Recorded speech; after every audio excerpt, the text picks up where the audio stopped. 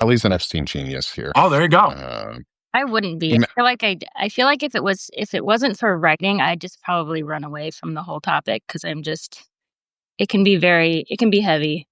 oh yeah, I know what you mean. You mean we don't want to get sucked into the right wing trap and talk incessantly about Sydney Sweeney? Right. Well, and there's this kind of balanced. Right. Right. Yeah. Genes.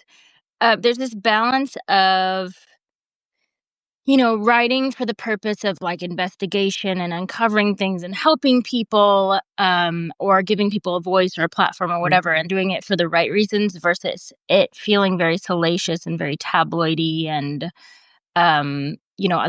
all these directions that I'm like, what was my original purpose for coming to Substack? It wasn't to feel like a tabloid or um, to propagate like a salacious story. So as I write and as I kind of look more into it, I'm looking for things either that aren't being written about already because you see a lot of like the same article over and over and over again. Or things I've been doing a lot of kind of rabbit holes lately that haven't really led to anything where I'm like going, okay, can I look at property records here? Can I look at things? Can I find things that haven't been turned over? If we are never going to get these Epstein files, can we find out this information ourselves? Just stuff like that. And then, moving forward again, uh, there's thousands of victims, right? There's people with Yes. no idea who are out there, and just even if it's anonymous, giving them the opportunity to have like a safe space to talk and help in some way. And maybe I'm not helping, but like that's what's in my head, I guess. No, I think you no, I think that's kind of the thing of new media, right? Is corporate media has basically abandoned that role of investigation. And we saw this years ago where they started cutting their foreign bureaus, they started cutting back on investigative reporters. And it's really like they're pretty much just a pundit class. I Hmm. mean, you do get some exposés from the Washington Post and New York Times here and there, but as Jeff Bezos sort of demonstrated during the election, all he's got to do is put his thumb on the scale, and they don't endorse Kamala, or they kill a story, or they monitor the opinion pages.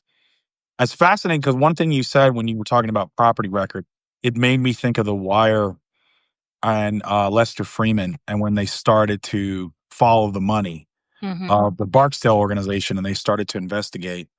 Um, so that makes me like when you in your investigative work with Epstein, what's one of the things that you found that mainstream media or like you found and said, hey, man, people need to really look at this? Like what's kind of one of those factoids? Just Well, I mean, the things that I found, I feel like I found them a week before then people started talking about them, but Substack's been amazing for this, is looking back at the articles from like 20 years ago that were about Epstein before he was arrested the first time, when they were just doing these they weren't exactly puff pieces, but they were these really extensive, back when we had magazines, these really extensive, like detailed articles about a lot of his financial history, which I found very interesting.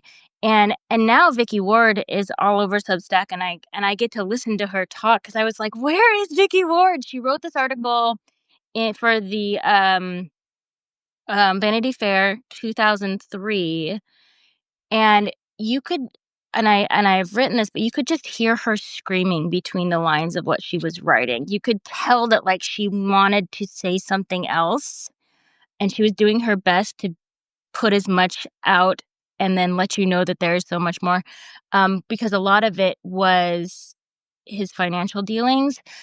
And then you go back and you find out that there was more, and she had written more, but she had gone on maternity leave because she had a premature twins. And in that time that she went on maternity leave, um, you know, Epstein was calling her, asking her where her babies were going to be born, what hospital she was going to be at, which is very threatening. And then she found out from a coworker that he actually ended up in her editor's office. And then all of a sudden, this story of the Farmer sisters, who were not the first women to come forward, which I found later on. There was actually women who came forward in 1991, but they were some of the first to report to the FBI. um, that whole story was killed. And then because that story was killed and he knew that those girls had reported, then they became, they were in danger. And so they pulled back and they said, we don't want to talk anymore. And now they're talking like after all of this. But at the time, this was prior to his first arrest in 2006, where he got the sweetheart deal. Like this was prior to everything. And it's so interesting to go back because these articles are incredibly detailed. He's dead. Maxwell's in jail.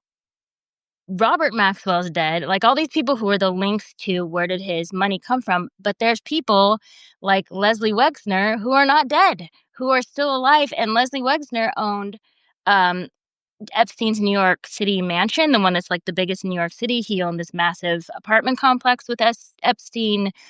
He sort of co-owned like this Ohio complex that Epstein would go and rape girls at. Like, and he's still alive. He's still a person who could be subpoenaed, and he would know everything about Epstein's financial records.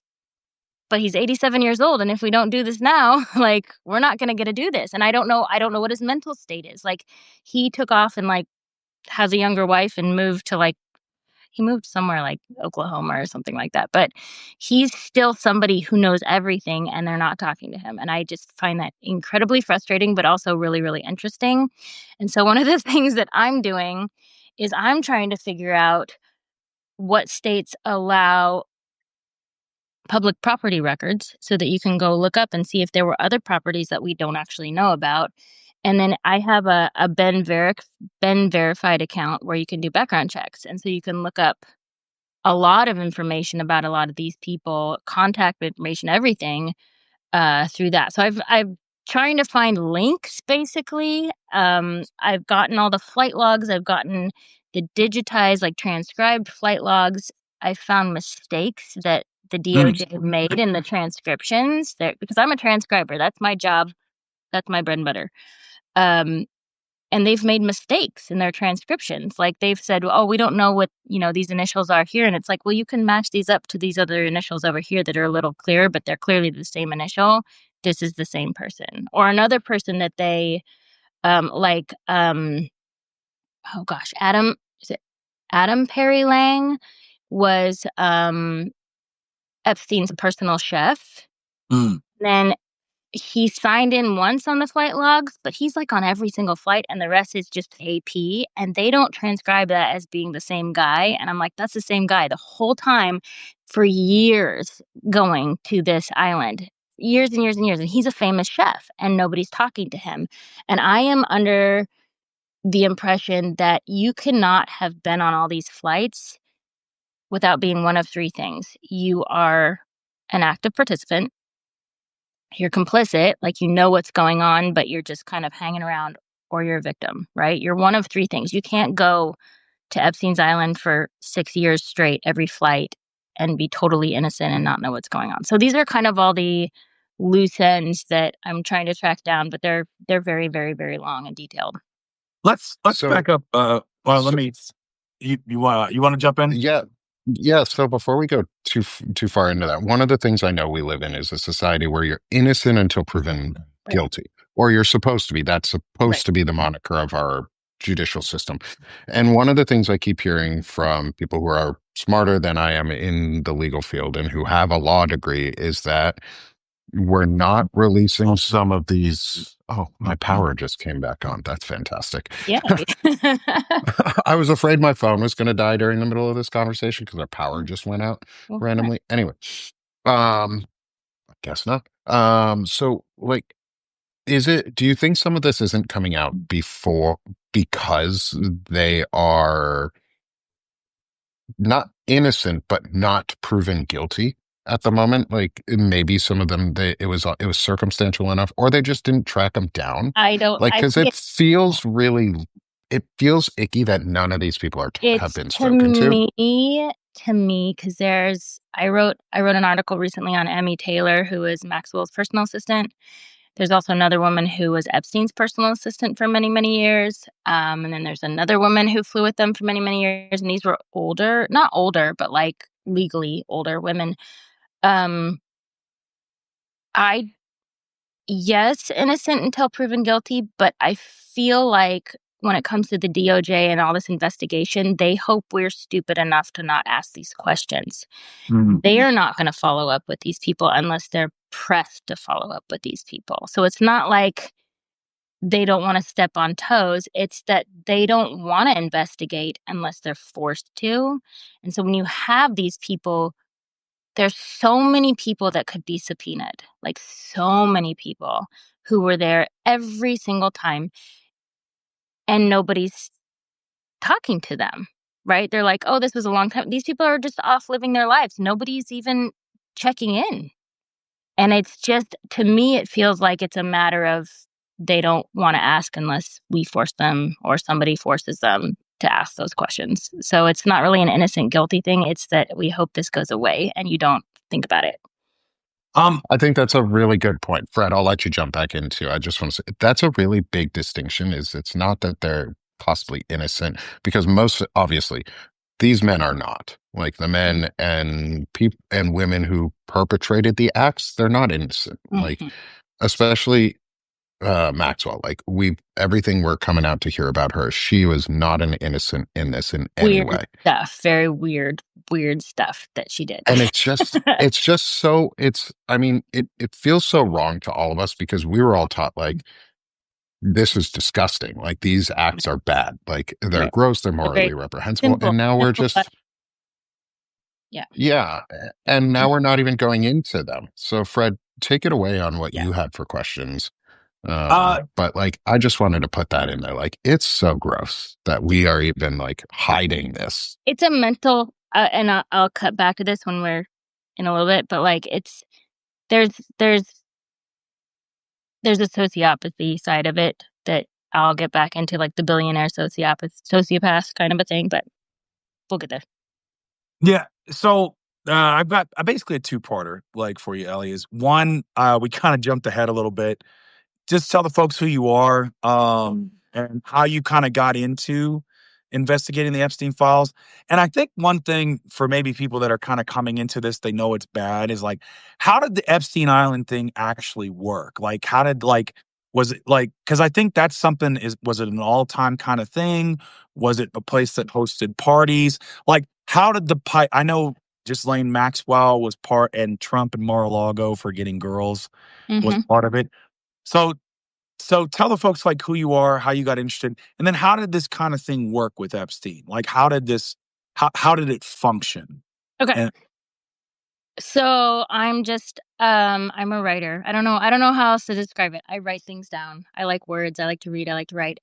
I came to Substack as sort of like a miserable novel writer that my book was stuck on submission, not going anywhere. screenwriter, yeah, yeah.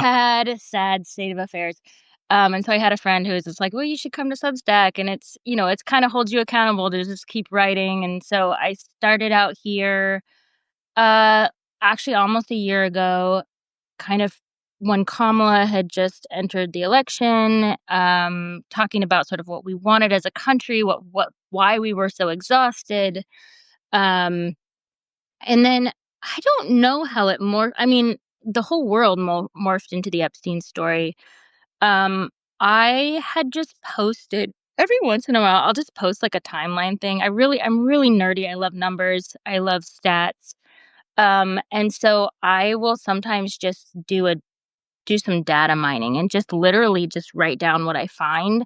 And so Mm, I had just gone through all the history of all the articles, which is how I found the Vicky Ward article, but like gone through the history of finding every time there was discussion of Trump with Epstein and just dating it, timing it, writing it down.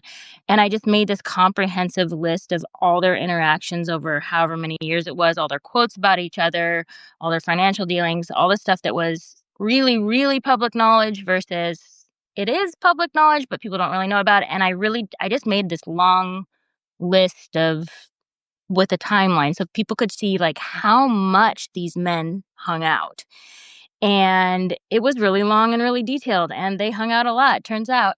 And so I just, like, dropped that on Substack, and it went nuts, and, like, I've never had something get read that much, obviously. Like, I have kind of like a number in my head where I hope that I get this many readers or whatever, but that one just kind of went nuts, and I was like, "Wow, people are really, really interested in this." And I knew basically what everybody else knew. But I was like, I wonder if there's more. And then when I read Vicky Ward's article, I was like, oh, there is more. And why aren't people talking about this? Why are people not talking about Julie K. Brown's full investigative report about the sweetheart deal in Palm Springs, or Palm Beach? Mhm. Like, there's so much information that nobody even knows. And I was like, well, I want to start writing about the things that people know less. I want to write about the sweetheart deal. Why did he get it? What did it mean? Could Ghislaine Maxwell get the same thing? Is she dealing with the same lawyers? And so I just started. Kind of challenged myself to find things that weren't being reported about it, because everything's being reported about the Epstein case. And started posting the stuff that people were talking about less, but was still very, very pertinent. And one of those things was Emmy Taylor, because I kept seeing her name pop up in these logs. Because I have, the handwritten flight logs. I have the DOJ's transcribed, digitized version. And then I have this other sort of Google Drive version that somebody had done a bunch of work on online. And in order to make sure that that one's accurate, I'm like comparing the three all the way across, right? I don't want to post something that somebody just put online and whatever. So I started looking through and just finding the ones where they went to Little St. James. And they were going once, twice a month to this island for years. Okay. And I think he purchased it in 1998. So that's when it sort of starts in the logs. And there are things missing. I will say there are things missing from the flight logs. And they can say that they fully released them. I don't believe that. There is a lot of dropping people off but never picking them up kind of a thing. Mm. Or and it could be that they flew off in another direction in another plane, but he would bring large groups of people there, and there would be no record of them leaving, or it wouldn't be till like a month later. And it's like, did these people stay there for an entire month? And then as you get towards the end of the flight logs, and if you pull them up, you'll see this, they just stop listing passengers altogether and just do question marks all the way down. And there's records of flights, but no records of passengers. And they're not redacted, they're just not listed. And then they do start to redact at the end. They do start redacting people. And it's, it's not girls that they're redacting. Like, the girls' names are listed. It's probably clients, whatever, people, billionaires who are going with. So there's a lot of interesting stuff on there, but I believe there's a lot missing, but there was a ton of flights. I mean, it was just back and forth, back and forth. And then I found out that like 730 of his flights were out of Teterboro Airport. And that's my son plays Little League. Like, it's next to the port. And so I would and just go to Teterboro Airport and look up flight records. And you can, but per plane, like per flight code on the tail, it's $2,000 to look up flight records. Oh, wow. So you got to get Wow. the ship Yeah, ID. so I was like, nope, we're not going to do that right now. So, but that's how I found the Google Drive one, was somebody else had done a bunch of that already. And so, but I had to make sure that it lined up, because I can't just use somebody's Google Doc and assume that it's accurate. So It's interesting. I used to work in aviation. I worked for a major airline, worked at several hubs, and the differences between because most people are familiar with going through TSA, flying commercial, and all the things you have to do for that. I worked when I started, it was at Tri-Cities. It was in East Tennessee. And so it would become a busier airport simply because of like the Bristol race and everything else. Mhm. And my interactions in dealing with the private side of aviation, right? Not the commercial side of it, but it's night and day in terms of like record keeping and lax regulations and minimal oversight. I mean, it in a lot of ways, it really is just like you can drive your car right onto the tarmac, get out and board. Nobody checks you, none of that. And and the FAA is not stringent at all at checking those records. Whereas on the commercial side, you absolutely have to be like, you wouldn't have a manifest with a bunch of question marks. Like that Right. just wouldn't happen. But on the private side, oh yeah, you can have that. Like it's because they might check once every 5 years and they're just gonna see if like, oh, do you have a flight manifest for this aircraft when it took off on this flight plan? Yes. That's it. It's like, oh, question mark. It's like, yeah, whatever. They're not gonna Well, and if you look at, there's actually an article somewhere, but you look at how many passports Jeffrey Epstein had and how often he reapplied for passports because he's like, I can't find mine. He's like, I'm just gonna go. I can't find it, and he would get to go fly places without his passport. Like they didn't really care because he was no. flying in and out of private airports. Yeah, It's and that's it's one of go those ahead. things where you let people regulate themselves and they do shitty things. Whereas if we like we obviously stopped seeing fluids go into planes when we put TSA in place. On military bases, I'll tie it into sex trafficking in a different way. On military bases, when they instituted the policy of checking trunks on your vehicles after dark, the rate of children being trafficked onto bases dropped almost to zero because there was an enforcement mechanism that said, stop, you're going to get found out because somebody did, because a couple people did get found out. And they had literal children, like 16-year-olds who were sergeant majors or colonels or people you would think have a moral sense of what's right and wrong, bringing these kids on base to do who knows what with. Well, you started checking trunks and people stopped doing it. Maybe it's time we put some policies in place because like you said, the FAA is really lax on these folks. Maybe if we actually put a couple policies in place that said you have to record actual flight logs and it's not you checking, it's somebody else coming in and writing it down from the FAA basically, and then just going, yep, you're good. These people match. Even a little bit goes a long way. Well, Like, and this kind of goes back to what I was saying with the like the psychopathy of a billionaire, or sociopathy, however you want to look at it. Like with Donald Trump, the reason he will, if he gave us any information, is because he has a clear consequence that hurts him, like financially or in popularity. Right? Popularity is it's money to him. It's what he wants the most. There's not a sense. So as I'm doing all these reports and as I'm like diving deep into the brain of Jeffrey Epstein and Leslie Wexner and Elon Musk and Donald Trump and these multi billionaires to the point we are never supposed to be as human beings. You get it. I don't know if it's a learned sociopathy or if it's a type of sociopathy that you're just more likely to become a billionaire type of person.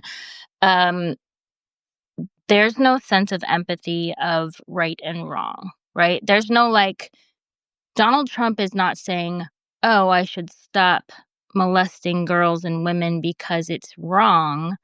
He's saying, oh, I'm going to lose A, B, C, and D of this stuff that I want if they know that I did this. There's no sense in that world that having sex with a child is wrong. There's none. And there's no empathy towards it. I mean, you take a person like Ghislaine Maxwell, she's not remorseful for what she's done. She just doesn't like the consequences, right? It's all a consequence game. People don't want the consequences. They have no sense of the act actually being wrong. And you see the same pattern. It's like a human being being cloned through all these people. Um, Everything that I studied up on Epstein, I was like, man, this guy is a clone of Donald Trump, and you can't tell who was becoming who. Was Epstein trying to become Trump, or was Trump trying to become Epstein? Their friendship wasn't a friendship. It was just a like hanging out with the same person and trying to one up each other all the time, and they had nobody else to hang out with because no one was their actual friends.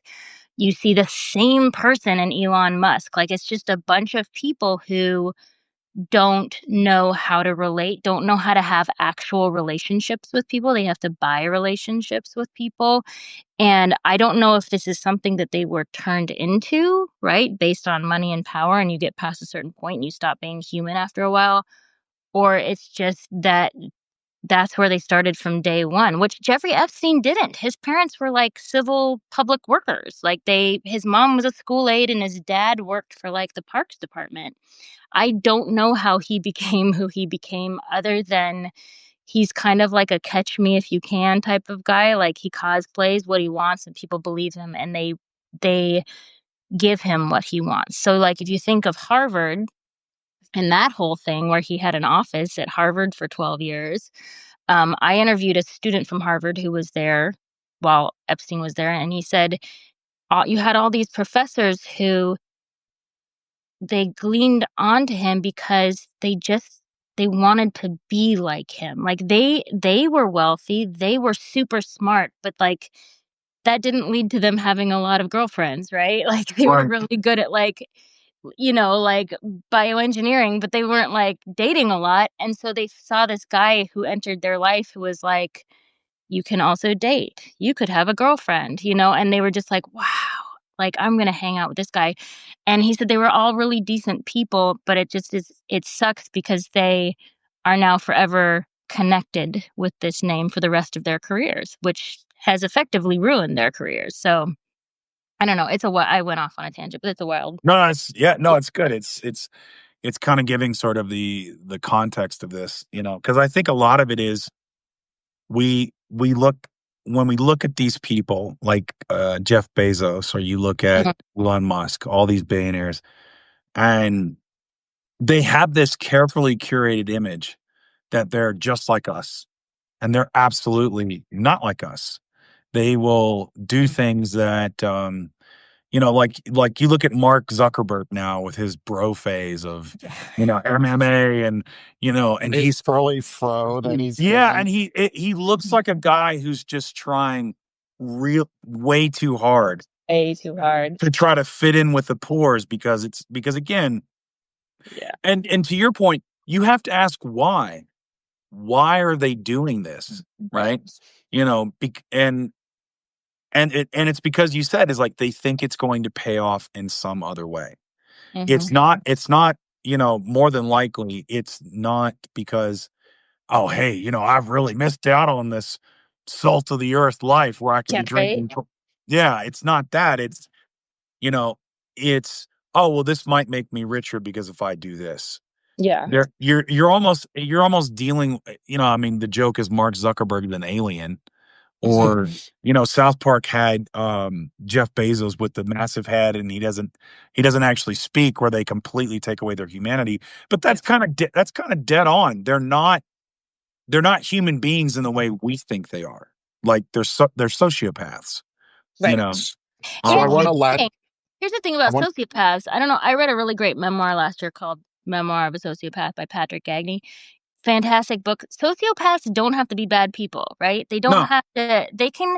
If there's not great information, like it's gotten better. Like people like her grew up without a lot of information about her own condition, and she didn't know why she was unempathetic, couldn't cry, that kind of thing. But she recognized it, and she was like, oh, I see these cues in society. That is how you function in society as a human. I'm going to follow these cues outside of my comfort zone until I figure out how to create these emotions, or at least live around kind of how we emote as a society.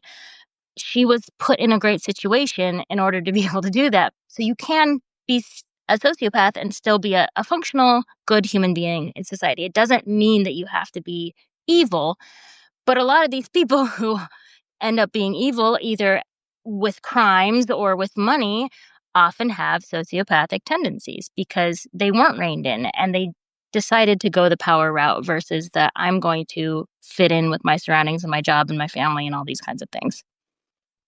And it's also, I want to go back to one of the points that you made, Ellie, but also that Frederick and I made the other day, was that it's not so much that Trump is mad that he it's that social idea. It's that social score that he Yeah. keeps. And I think it's a very billionaire, but also sociopathic tendency is how does it benefit me and only me?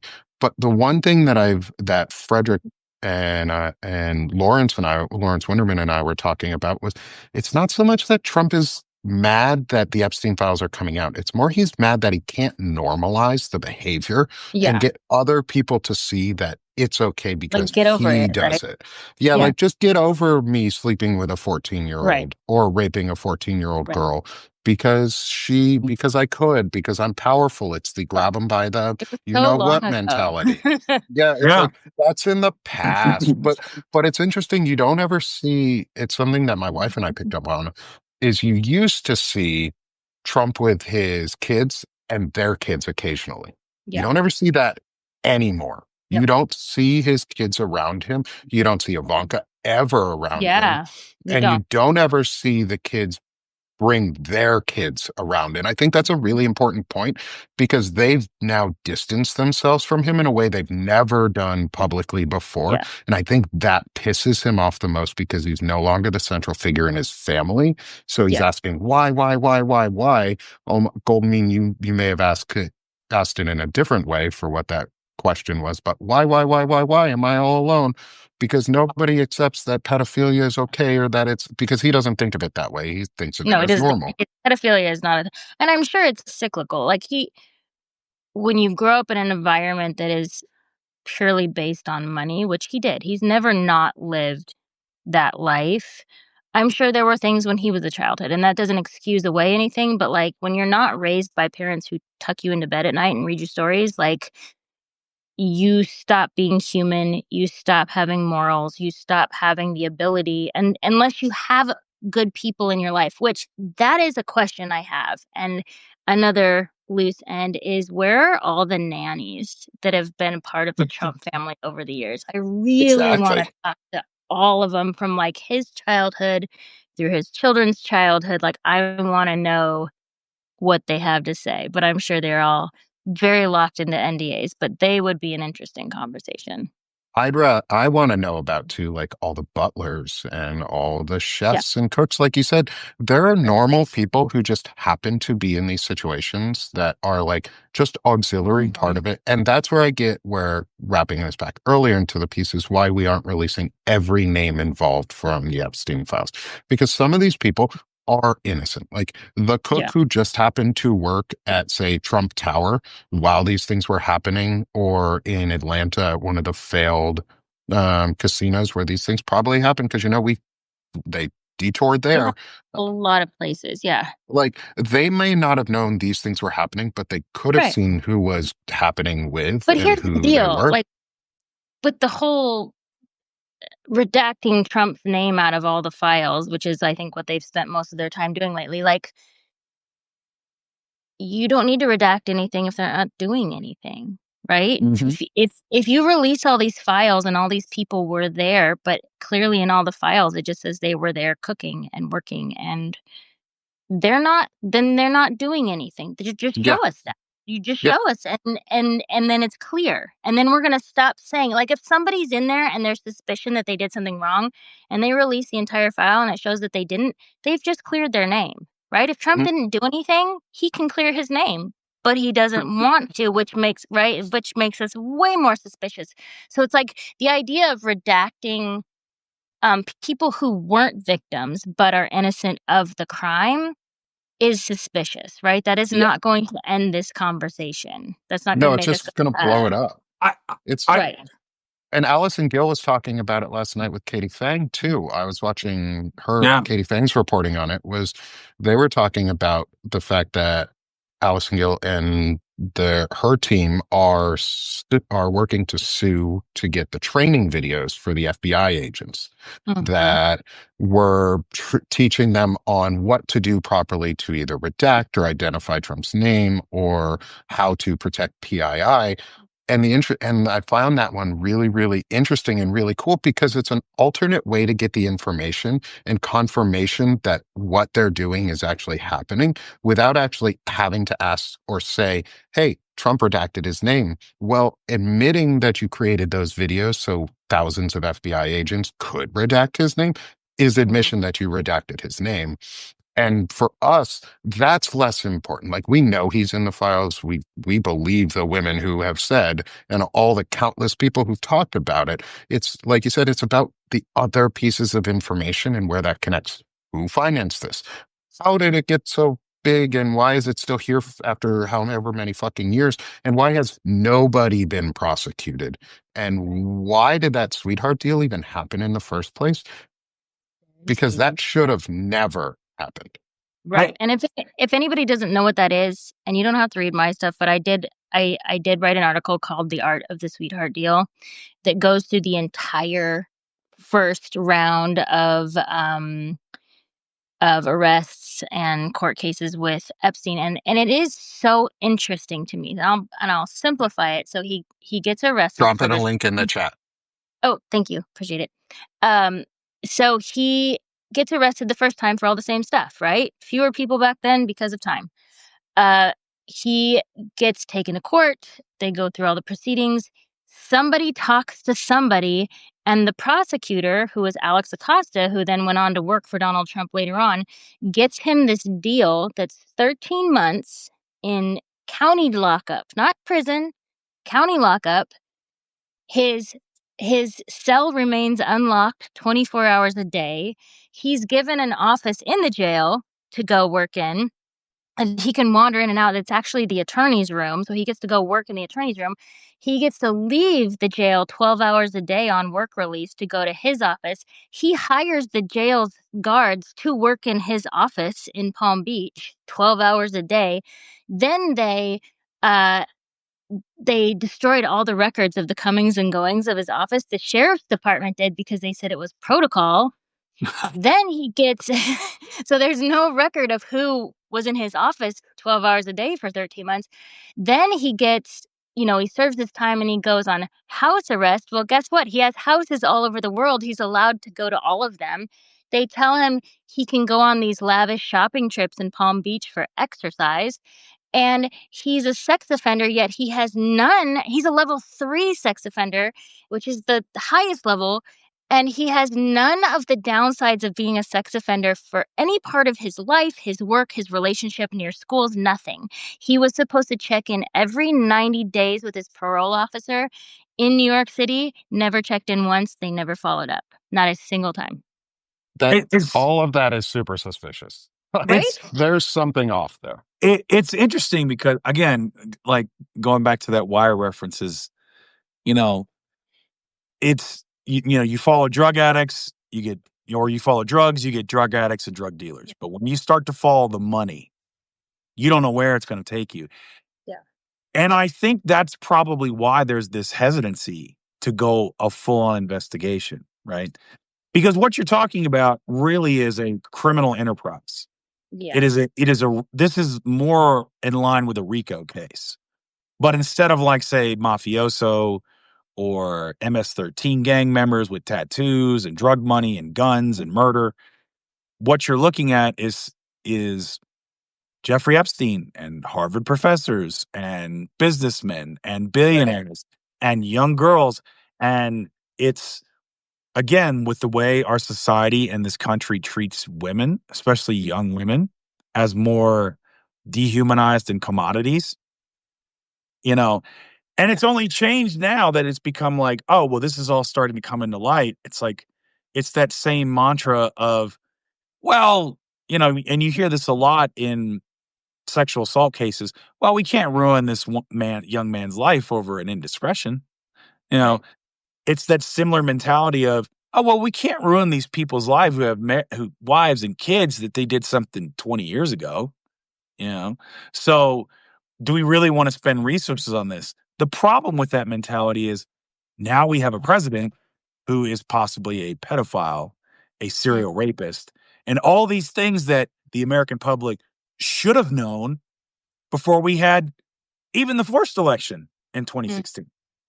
And we don't know.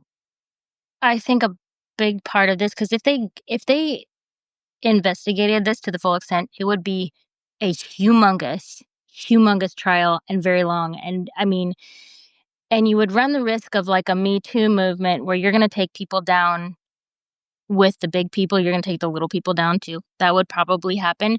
I think the thing that they're worried about beyond the pedophilia, because the pedophilia is going to be a smaller group of people. It's going to be decent, but it's going to be a smaller group. Is if you investigate all that, you have to investigate the money stuff, and you could take down like New York City if you investigated the entirety of the money laundering that was involved in all this. You're going to take down all of probably the biggest benefactors to some of the biggest industries in the world. And And I think that's really what's holding them back right now, honestly. I agree with you, because again, you don't know where it's going to take you, and if you follow the money, it's going to take you to a lot of entities.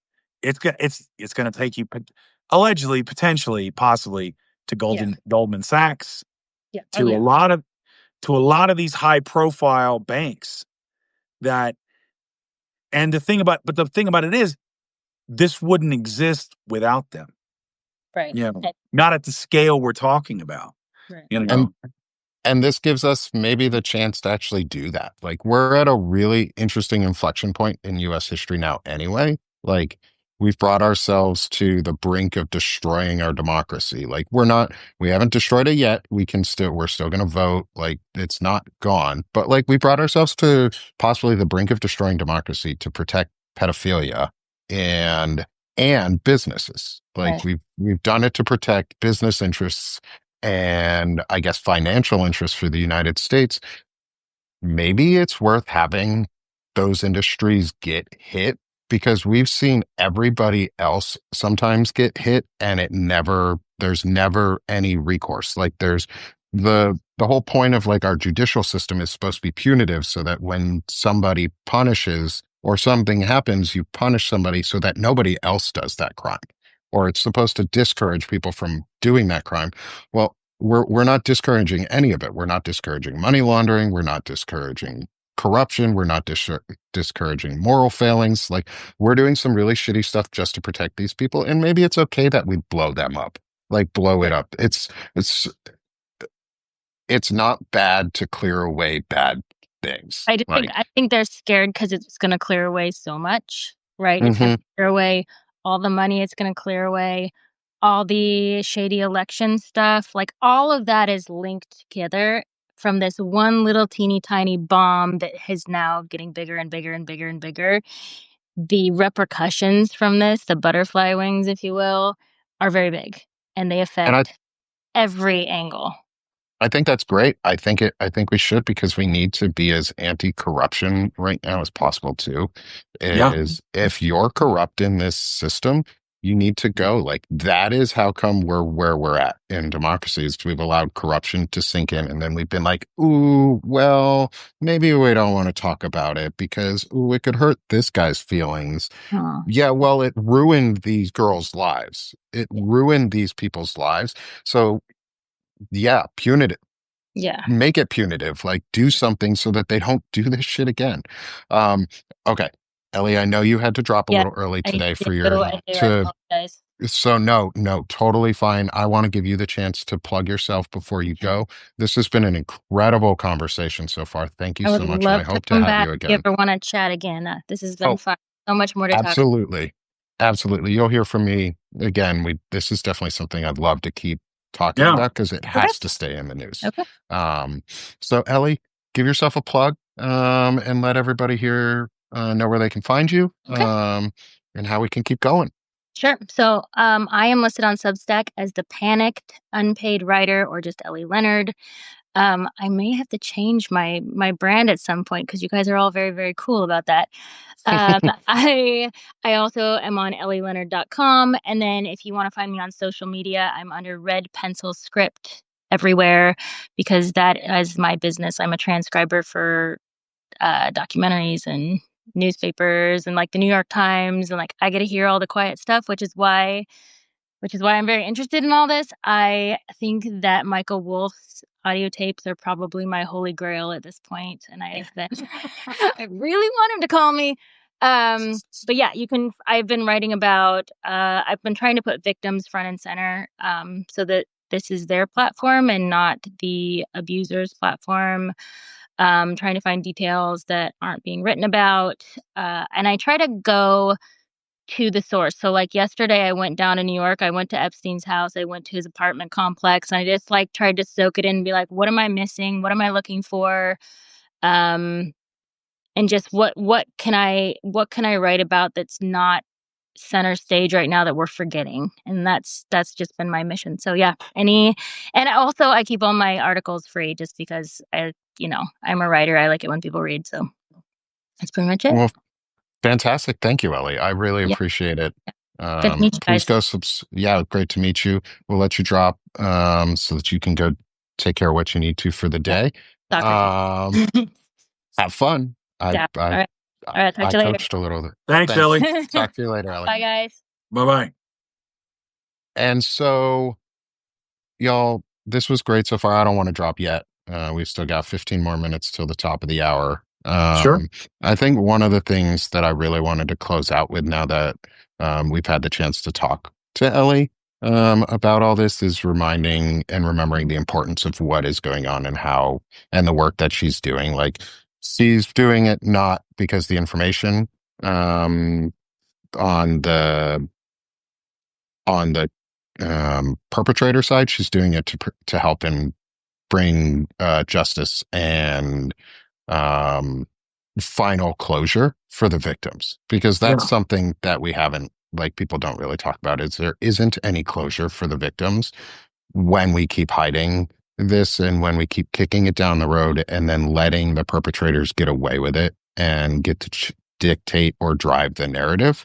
The victims are getting hurt every single day by what's going on.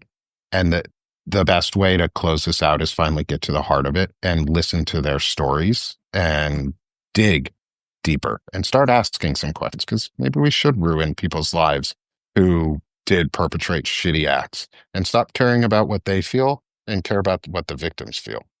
Well, it's more than it's more than just caring about their feelings. I mean, it's even with these victims who've been hurt, it leads to the creation of more victims down the road. Because when you reach a place where, oh, well, there's going to be too much disruption if we uncover this or if we tackle this, so we're going to tolerate this much.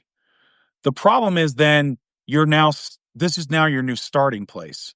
And so somebody's always going to push that line that has power. And the thing they're always going to tell you is, oh, but if you come after me or you come after this, it's going to hurt you. And it's going to, and so now you incrementally, it's that creeping normalcy of things, right? Think of where we were back when George H.W. Bush was president. And, gosh, I'm trying to remember his VP when he spelled potato wrong. Oh, Dick Cheney? No, not Dick Cheney, George H.W. I can't remember it. Yeah. So like I remember back in the 90s when it was, somebody's like his VP spelled potato wrong. Like he got it wrong. And it was it was a big, massive thing that was made of it. Or just where our line used to be. Dan Quayle, thank you. Like where our line used to be. And we're so far removed from that. But that didn't happen overnight.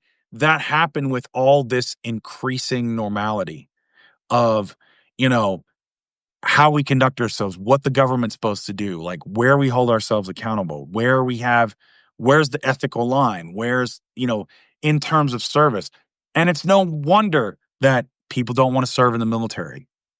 People don't want to go into government service. People think the government's not good for anything. All these things that really kind of hold a society together, all these institutions are corrupt now because we didn't stop and say, no, this is wrong. We're going to hold these people accountable.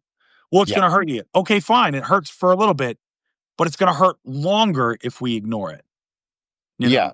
and it's not even so much that it's, I think the, yeah, I, not, it's the, it will hurt a little bit.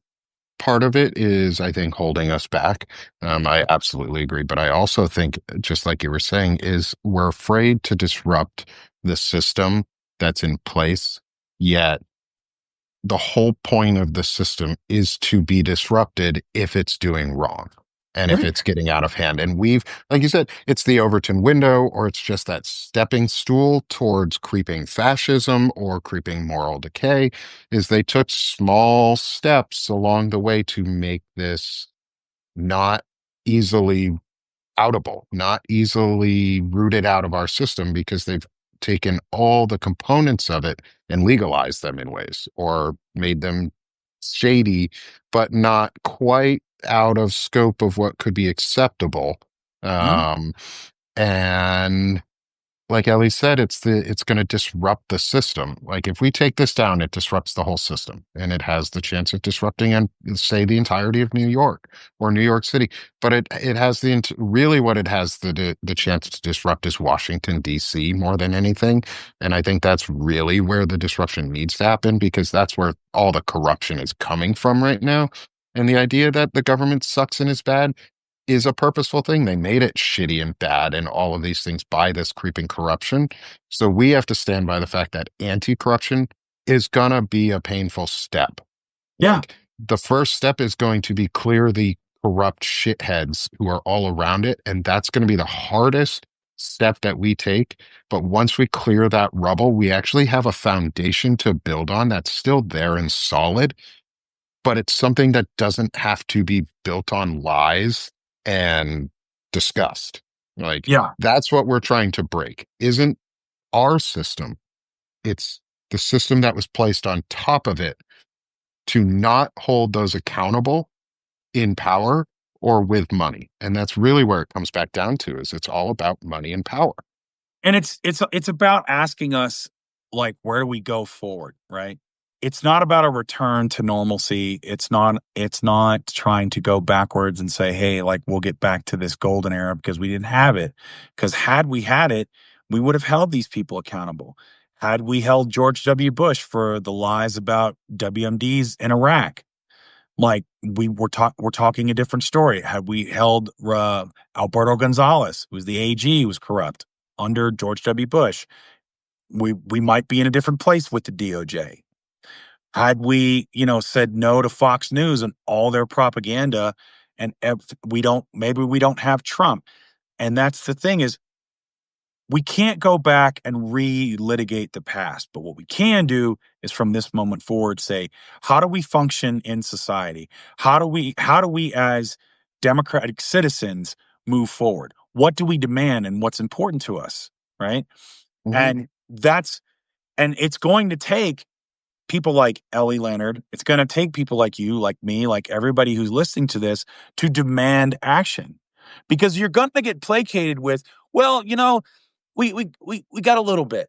We got a little bit over here. We got a few people, but we don't want to rock the boat. We don't want to disrupt everything. We're just, well, we'll get your eggs back down. We'll get you get your beef back down, and then everything will be okay, right? We're cool. No, we're not cool, you Yep. know, because if we don't demand meaningful structural change, this will happen again, and it will keep happening, and you'll create new victims, and there will Yep. be new pain, you know. And it's something we have to demand out of our democratic officials, is that Yes. they are staunchly anti-corruption, and this has to be a line that is uncrossable. Like there have to be red lines that that we set down as a society, and as a voting bloc, that say, no, if you are not anti-corruption, you're gone.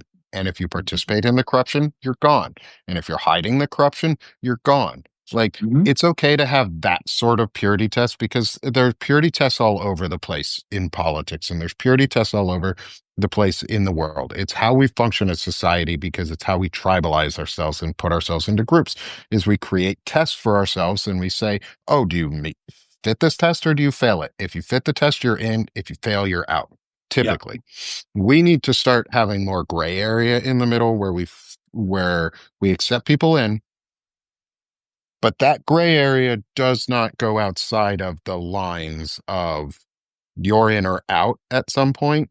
Like you have to stop those lines, and we have to make sure that our elected officials are the ones and or public servants, because I think we need to stop calling them elected officials and just call them what they are, is we need to start electing public servants who actually serve the public Mhm. and do something that's useful. Um, and it's not buying into the narrative that, oh, we can't do anything about it right now. No, bullshit. We can do things about all of these things right now. We have the Mhm. money, we have the power, we have the voting blocks. If people just got out and demanded change and demanded accountability, because it's not going to trickle down. It's not trickle down economics. We figured out what that is too. That's just the rich pissing on us and calling it gold. So Yeah. stop having politicians tell us we'll make changes and pissing on us, calling it gold. Instead, be the voice that forces them to do it. And when they don't, kick them to the curb. Like Brian Tyler Cohen says, they're vehicles to our change and our needs as society. So stop idolizing them and make them do their jobs. Right. And the other thing too is like when we're talking about the gray area, at a certain point, that gray turns into black, Hmm. right? And so it's fine to say there are no-go lines or this is because that gray area turns to black at a certain point, right? And if you step across it, you're wrong. And that's what we need to do more of. It's like, well, no. It's wrong. Hmm. And as Democrats, we can call that out. Yeah, it's fine to provide context. It's fine to provide nuance, but at a certain point, it's a ball or a strike. Yep. That's it. Yep. And it might be right on the line, but you got to make that call. You Yeah. know. So someone has to do it. Someone Yep. has to say, this is the line we will not cross.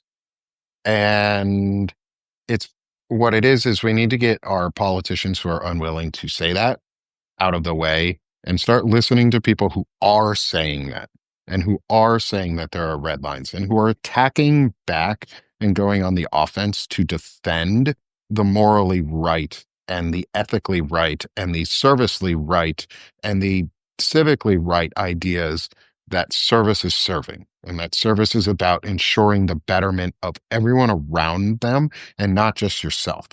Because being a politician doesn't have to be inherently selfish, because that's what it's turned into. People associate being a politician with being selfish because you want power, you want control, you want to dictate, but it's not. Politicians don't have to be inherently selfish because they're there for public service. You can look at it with people like Jasmine Crockett, with AOC, with some of the smaller names in terms of Democratic voices who are actually there serving and doing a public service. Yes, they might benefit from it some way. Yes, you're probably a little selfish to go into politics, but they're serving their constituents and they're serving the public and they're serving the greater good. And we need to Yeah. get politicians back in who serve, because it's service. Government is a service. People who go into government serve the people. Like, let's There's start using it. there's degrees to stuff, right? Hmm.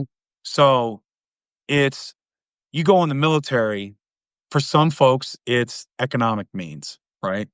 It's to get out of their small town. There's no, and they're trying to provide money for their family. But there's also a service component into it. And that may be before you join up, or maybe you kind of get some of that after you join up, right? But that doesn't mean that you can, just abuse your troopers or your Marines or whatever as far as you want to go. There's a give and take to this stuff. And the thing is, somebody asked, like, oh, well, do a lot of voters only watch advertising? Yeah, they do. A lot of it is propagandized. And so part of what you can do is you can have these conversations with people. You can have these conversations with your coworkers, your friends, your family, and say, hey, on whatever topic it is, right? Part of your obligation as a citizen is to be informed. The other part of it is to say, hey, did you know this? Or hey, actually I can give you a different take on it. And that's what changes the world, is we all have to do our part. And so that's the democracy we're going to need moving forward. It's not just, gone are the days of, well, both parties are effectively the same. There's just kind of minor differences, or I'm kind of a loyalist on this, so I'll just vote for that. That's done. Whatever comes on the conservative side, we're all going to have to agree, okay, we might debate about policy, we might debate about this, we might debate about direction, but the no-go lines have to be the same. We have to hold our elected officials accountable. If we don't, this is what we end up with. We end up with hyperpartisanship. We end up with misinformation, disinformation from foreign actors like Russia and China and all this other stuff. We end up with, an oligarchy. We end up with the most horrible things. And that's why we have to guard against that stuff. So that's my stump speech. No, I think it's great, but I also think that's a great place to leave us off on today's chat. We're right at the top of the hour. Yep. And so I think that's a great way to end it today, Frederick. Love it. This has been an incredible show. For those who are tuning in late and miss Ellie Leonard while she was on, we had Ellie for the first 45 minutes of the show. She gave us a ton of really good information, and we're going to have her back. We've got some more conversations to do around Epstein and where the financing and maybe some of the power broking that she's been able to investigate into, because she's an investigative journalist and reporter, and she's investigating the shit out of this. And she's a voice you should follow and listen to. And so, as we always do, though, folks, let's leave with a little bit of hope for each other. It's because it's been a great conversation, and we can push this forward. And we continue to push this forward by talking about it. So keep talking. Don't be quiet. Frederick, thank you so much for this morning. Appreciate it. I may see you again here soon if we decide to talk again for a vet talk or not. We don't have a guest today, but we may just jump on to talk about stuff for the heck of it. So we'll let you all know. And as always, everybody, please subscribe to both of us, and let's stop being sick of this shit, and let's start doing this shit. Absolutely. Have a good one, y'all. Thanks, Nick. Have a good one, guys. Thanks, Bye. everyone.